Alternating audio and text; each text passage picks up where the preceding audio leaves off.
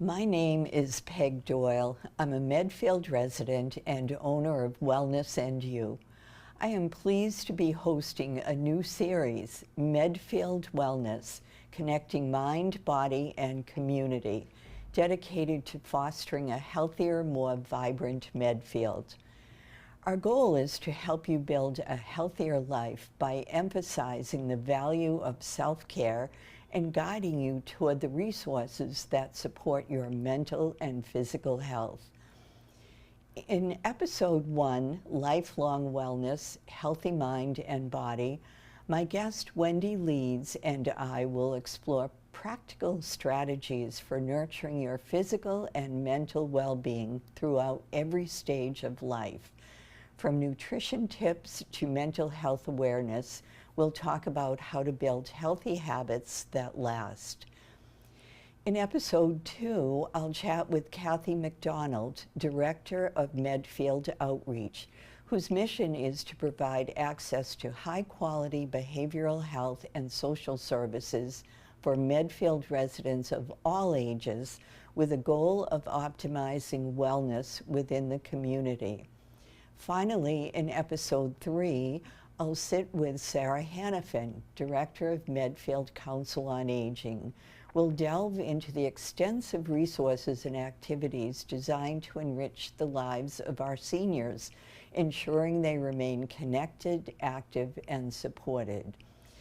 You can catch all 3 episodes right here on your local cable channel or stream them at your convenience on the Medfield TV YouTube channel. Join us as we connect mind, body, and community for a healthier Medfield.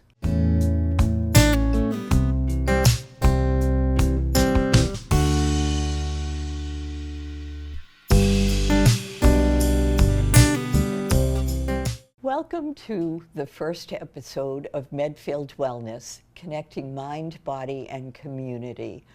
I'm Peg Doyle, owner of Wellness and You, and your host for this 3-part series.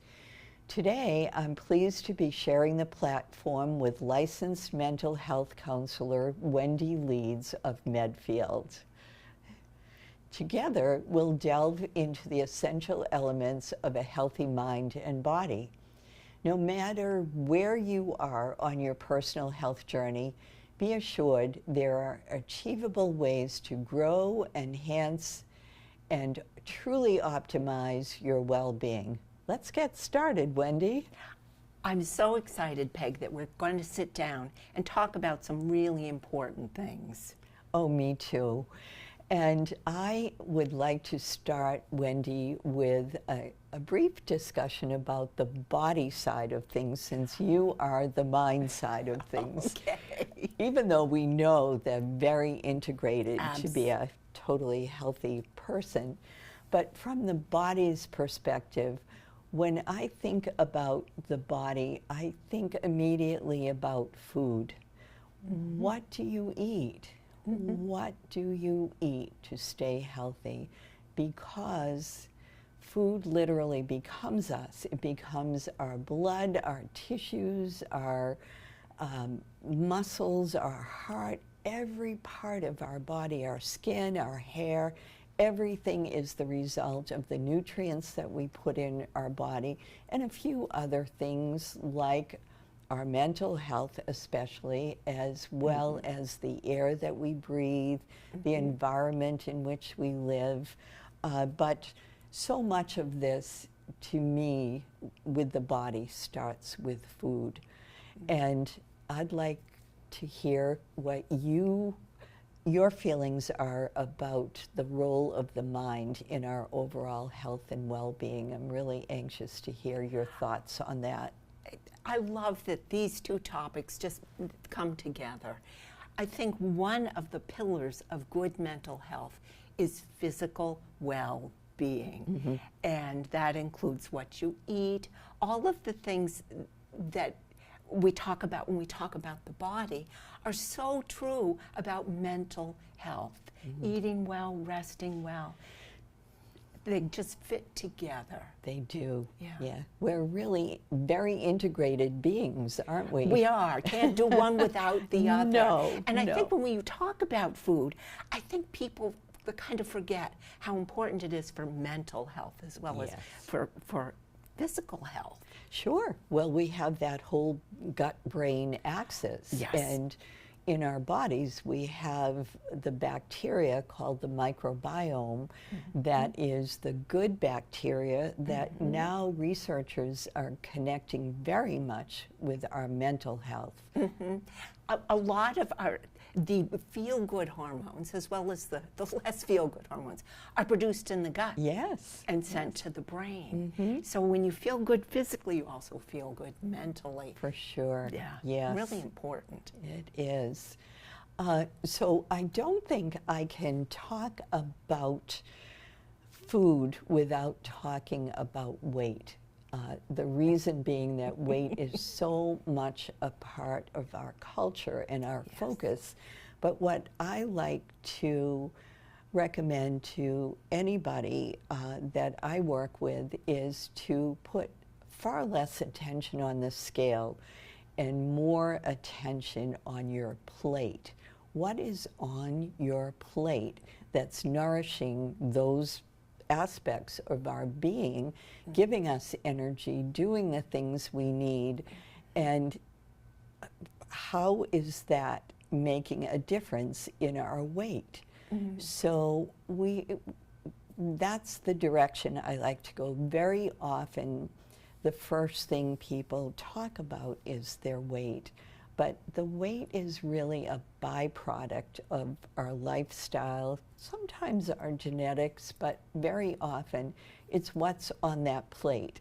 And whether you're sitting and having something on a plate as opposed to grab and go and a lot of restaurant dining, many, many factors that can influence our overall weight, but especially our overall health.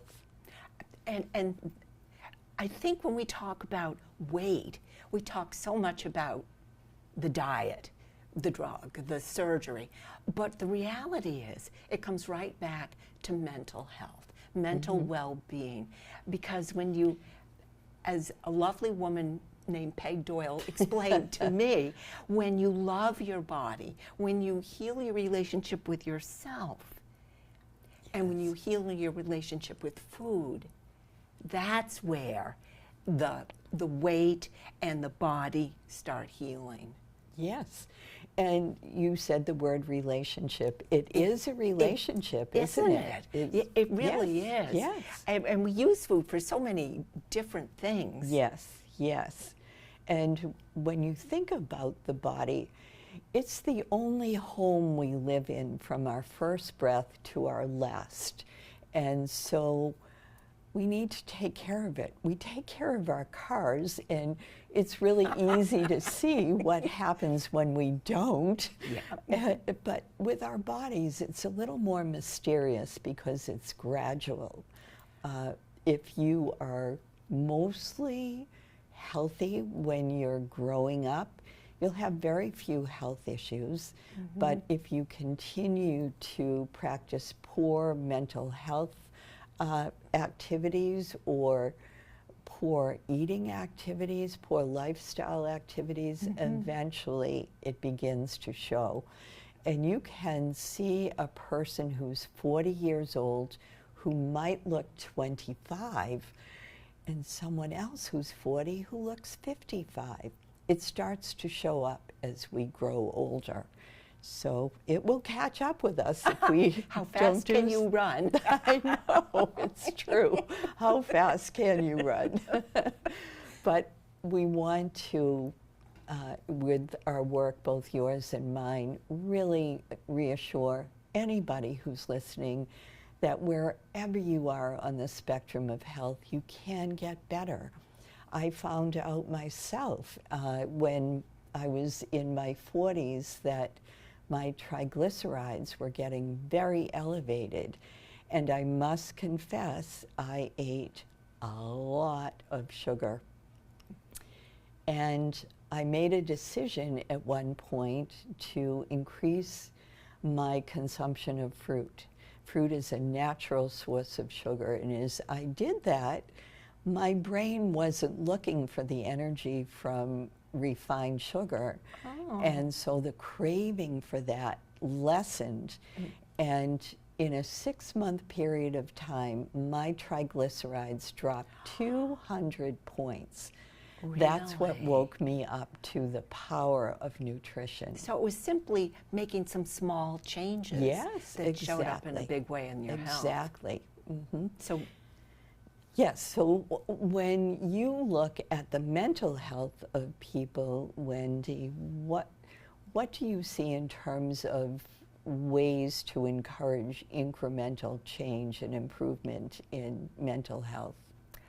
well, I often say my mother-in-law, who was an amazing woman, had MS, and 30 years, and I wondered how she did it with such grace. One day I asked her, and she pointed to a sampler she had beside her stove, and it said, "Yard by yard, life is hard. Inch by inch, it's a cinch." And I talk to my clients about, let's just take today. Let's just be here and be present. Tomorrow will take care of itself. But when you're present and you find things to be grateful for, that really is life-changing. Oh, so true. What wonderful advice. And that whole idea of being present is what also allows us to notice how we're behaving. So much around snacking is related to boredom, stress, access, all of the things that Celebrating, being sad. Yes, Celebrate when yes, happy, celebrate yes. let's eat. The proverbial woman with the pint of ice cream after the breakup. Yes. So one of the things that comes up for the people I work with is how and what to eat. It's so confusing in today's world of so much. I believe there are something like 75,000 products in your typical grocery store. And so what do we eat? What should we eat? What is healthy for us? And what I would say very simply is a combination of simple whole grains like whole oats, like quinoa, bulgur, polenta, grains like that, along with copious amounts of fruits and vegetables. There are more than 100 vegetables, so you've got to find a few that you like. And then nuts and seeds and possibly dairy if it's agreeable to your body. It's a sensitive food for many people. Also seafood and antibiotic and hormone-free meats and poultry. So that's the basic, and then you think about how to portion that on your plate. So protein is really important. That's what you get from your meat and your seafood, from cheese, things like that. So that may be a third of your plate, and then you have your grains and your vegetables on the rest of the plate. Always lots of water. Water's really important for us, and I recommend having a glass about 20 minutes before we eat. It gets us a little full and also helps us prepare for eating. Best not to drink a lot while you're eating so that your food can more easily break down. But that's the basic. And then give yourself some wiggle room. If you like ice cream, have a cone occasionally. Just make it good quality ice cream. I like to indulge in Cape Cod potato chips once in a while. Not what I think of as a very nourishing food, but I enjoy it. So I have a little bit on my plate every once in a while with my lunch. So Good for not- your mental health. I know, not trying to be perfect, Right. but trying to have the majority, like as much as 80 to 90% of your food be high quality food, and the rest of it just relax on. Don't stress over it. Food is meant to be enjoyed. Yes. What are your techniques for building healthy mental health, Wendy? Well, I think of mental health, there are kind of 4 parts to it.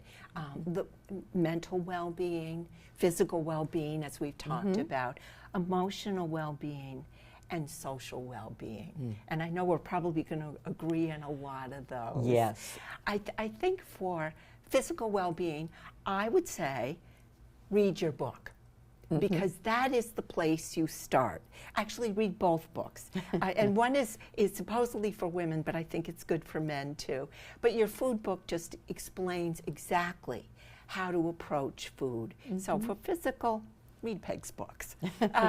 For emotional well-being, let me start with mental well-being, because cognitive behavioral therapy believes that what we think informs what we feel, and what we feel informs what we do.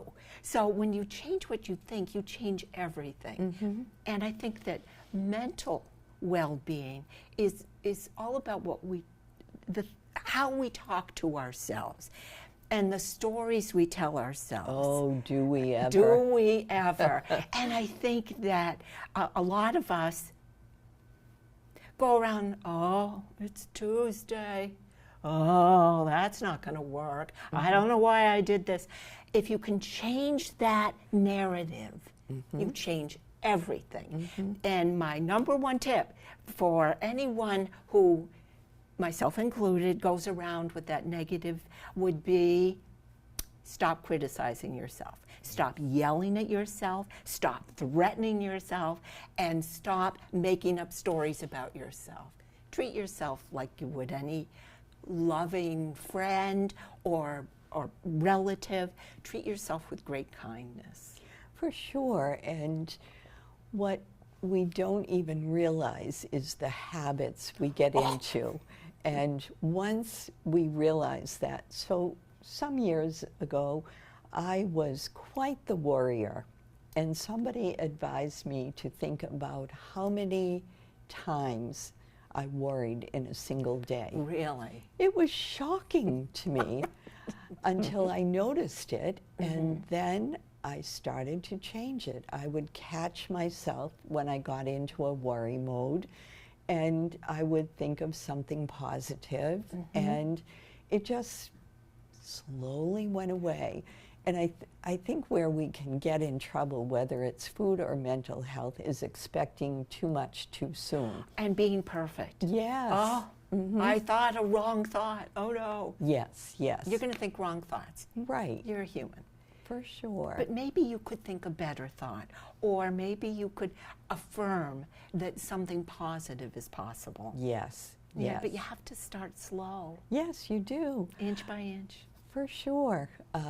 That experience I've seen this many times with people who decide that meditation is a good idea.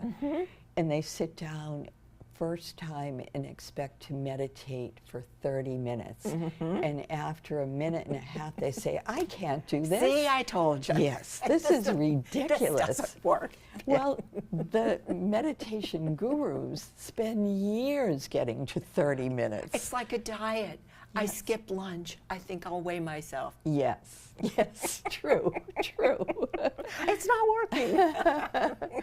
So I know we have a limited amount of time, Yes. but there is one summary piece that I'd like to tie nutrition into, and that's what I call my 5 pillars of lifelong wellness. You used the term pillars earlier. Yes. And it clicked in my mind. I want to be sure I tie that concept of nutrition into what I call the 5 pillars of lifelong wellness. So the first one is nutrition. Obviously, I went through a lot of detail on that.